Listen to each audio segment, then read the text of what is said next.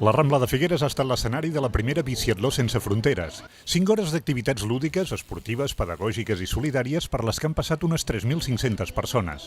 S'han aconseguit apadrinar 400 bicicletes que es faran arribar tant a joves de centres tutelats de l'estat espanyol com a nenes de la regió d'Anantura, a la Índia. La valoració és superpositiva, ja podeu veure aquí darrere la Rambla, a les dues del migdia, el munt de gent que hi ha.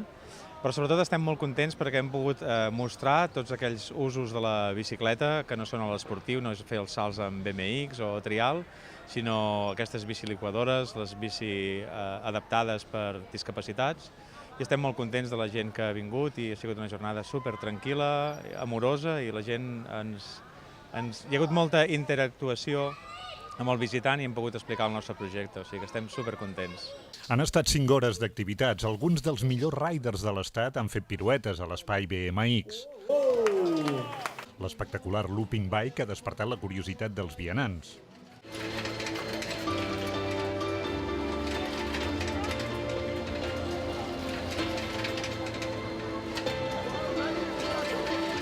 S'han pogut provar petites motos elèctriques. S'ha pedalat amb les bicis de spinning de GAE Solidària. Per cada minut de pedalada recaptava €1 per a Bicicletes Sense Fronteres. També, entre moltes altres activitats, s'han pogut provar les bicimàquines de Maya Pedal de Guatemala. Així aquesta bicicleta impulsava una batedora.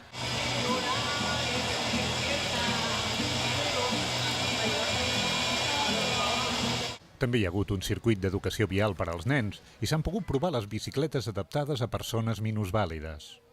Després d'aquesta primera experiència, Bicicletes Sense Fronteres, amb seu a l'Empordà, té la intenció de preparar una segona edició. Amb moltes ganes de repetir i de disfrutar de dies com aquests, sí, tot un èxit. A la Biciatló també s'ha fet el lliurament dels premis de la Marató de BTT Salines Bassegoda celebrada el mateix diumenge. Xavi Roca i Júlia Blanc han estat els primers classificats de la cursa de 50 quilòmetres.